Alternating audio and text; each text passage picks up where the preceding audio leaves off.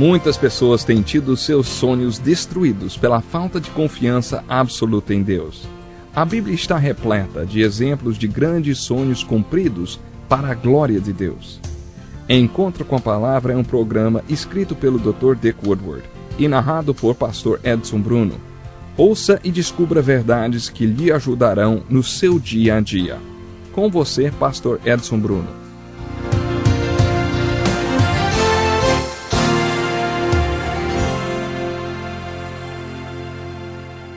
Pegue a sua Bíblia, junte-se a nós para mais um estudo da Santa Inspirada Palavra de Deus. Estamos estudando toda a Bíblia e chegamos até o pequeno livro de Ruth, que possui apenas 2 folhas na maioria das edições da Bíblia. Esta é a 4ª e última parte do estudo desse livro. Nos últimos 3 estudos dessa história de amor, vimos que os noivos se conheceram, se apaixonaram e que aconteceu o pedido de casamento. A lei dos Hebreus dizia que a mulher deveria propor casamento ao homem e que ele deveria cuidar dos detalhes legais da união. Ruth tinha pedido Boaz em casamento naquele dia bem cedo e ele tinha marcado uma audiência com os anciãos da cidade. Boaz viu o parente que teria prioridade no direito de se casar com Ruth e o chamou. Ei, você, meu amigo, vem aqui, sente-se. O nome desse homem não é citado, por isso vou chamá-lo de amigo. Boaz disse simplesmente, ei, amigo. Lemos que Boaz se reuniu com 10 anciãos da cidade. Eles faziam esse tipo de reunião sempre que era necessário oficializar uma transação. Boaz promoveu essa reunião e disse àquele homem, você se lembra do seu parente Elimeleque? Lembra que ele foi para Moabe e morreu lá? Ainda existe parte de sua propriedade que precisa ser resgatada, e você é o primeiro na linha do parentesco para fazer isso. Se você quiser resgatar suas terras, pode fazê-lo. Se você não quiser, eu o farei. O homem respondeu, eu quero. Então Boaz disse, tem uma outra coisa que eu gostaria de esclarecer. Quando você resgatar os bens de Elimeleque, também terá que se casar com uma mulher moabita. Acho que Boaz deu a impressão que seria uma mulher moabita velha. Talvez tenha sido por isso que ele disse para Ruth, vai para a casa da sua sogra.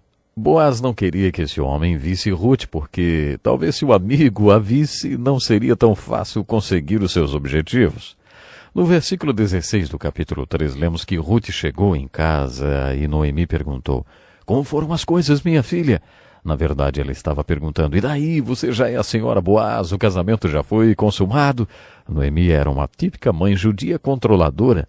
Ruth contou a Noemi como as coisas tinham acontecido e Noemi disse, espera, minha filha, até que saibas como irá terminar o caso, pois o homem não descansará enquanto não concluir hoje este negócio.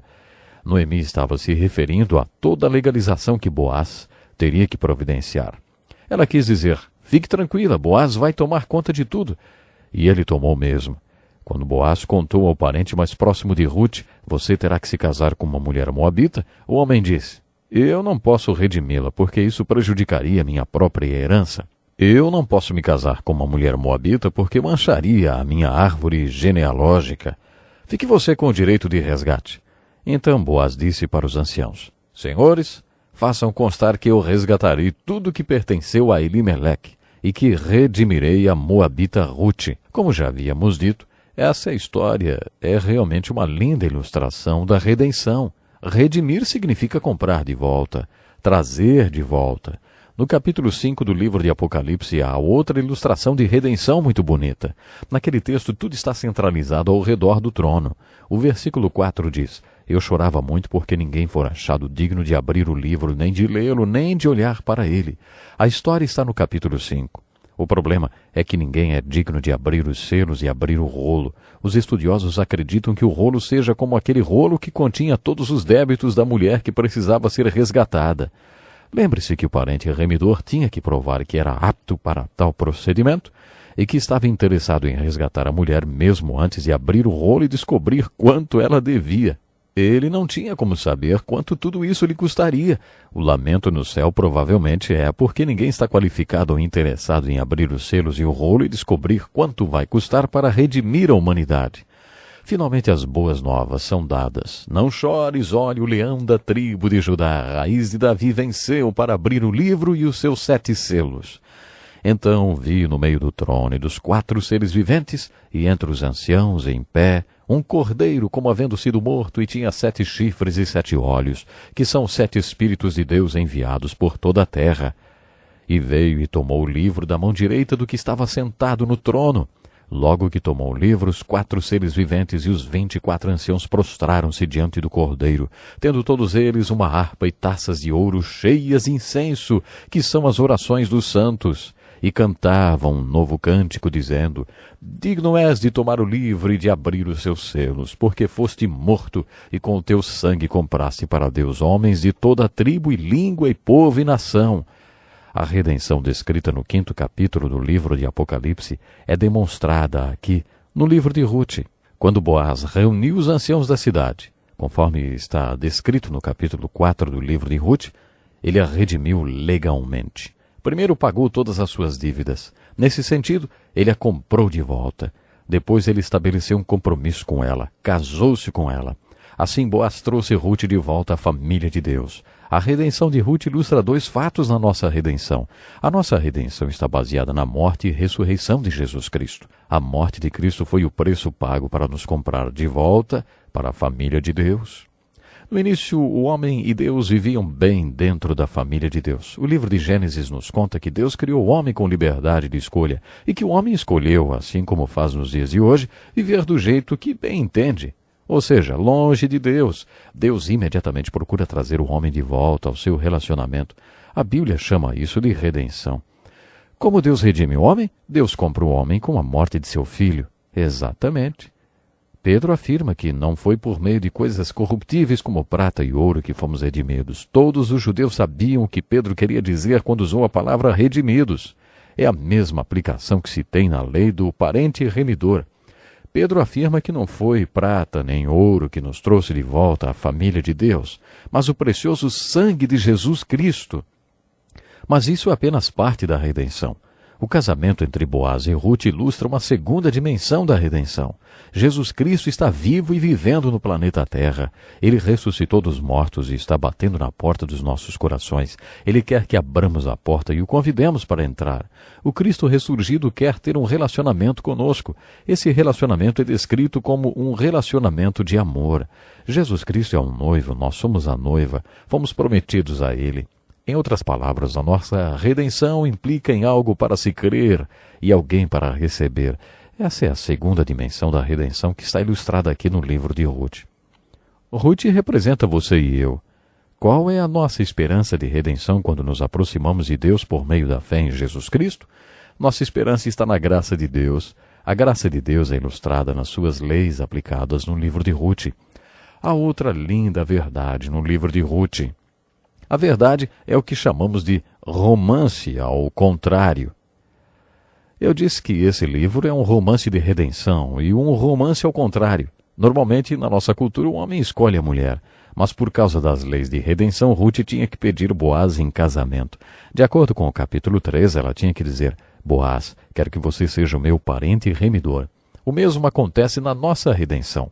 O que Boaz podia fazer era mostrar que a amava e que gostaria de ser seu remidor. Mas ela tinha que dizer: eu quero que você seja o meu remidor, Boaz. Boaz não podia fazer essa declaração. Jesus Cristo está à porta dos nossos corações. Ele está lá. Bate, bate, espera, espera.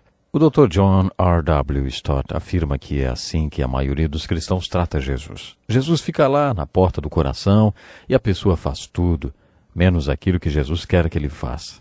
A maioria dos cristãos está orando pelo buraco da fechadura. A maioria dos cristãos está jogando dinheiro para Jesus por debaixo da porta. Tudo que Jesus quer é que a pessoa abra a porta, convide-o como seu Salvador e Senhor para entrar, controlar a sua vida e ter comunhão com Ele. Mas a maioria dos cristãos não faz isso. Eles ficam falando com Jesus pelo buraco da fechadura. Temos que dizer para Jesus: eu quero que o Senhor seja o meu remidor.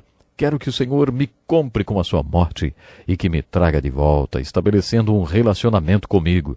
Tudo que você tem a fazer é dizer para Jesus: eu sei que o Senhor está aí. O fato de estar me esperando pacientemente, batendo a porta do meu coração, mostra que o Senhor quer me redimir entrando na minha vida e tendo um relacionamento comigo, como de um casamento.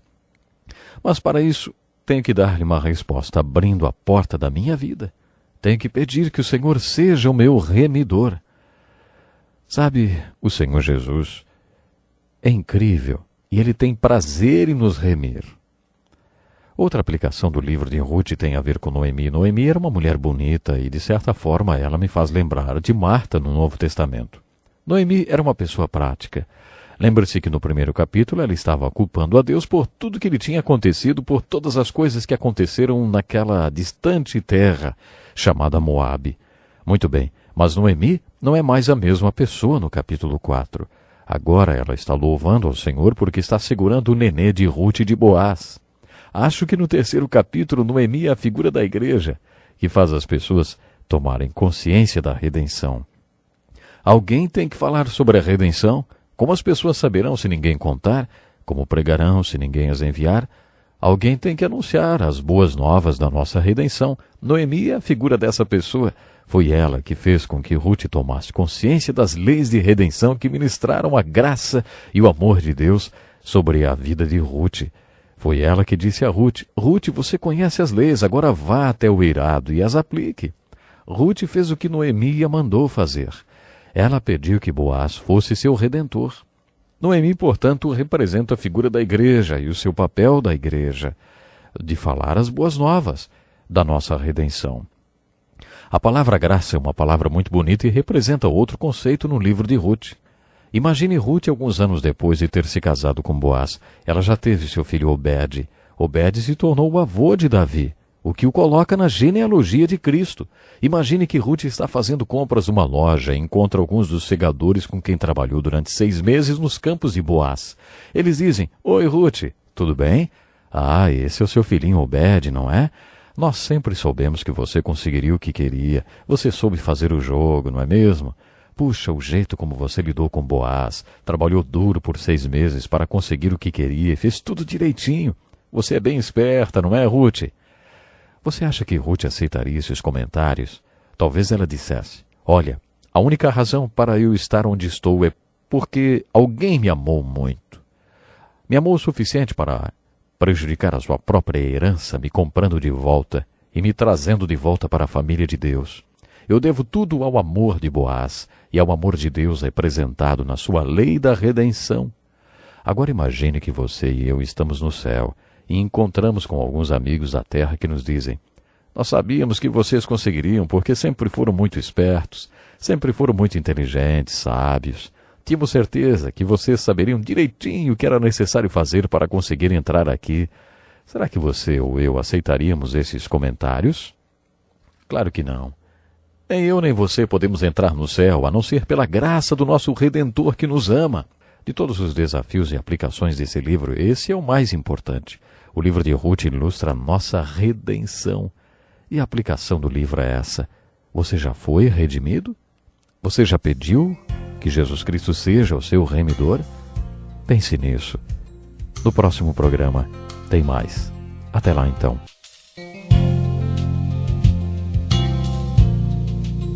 Que lição importantíssima.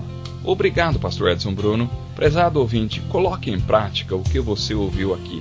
Sem dúvida, sua vida será grandemente abençoada. Este é um estudo escrito pelo Dr. Dick Woodward, na voz do pastor Edson Bruno.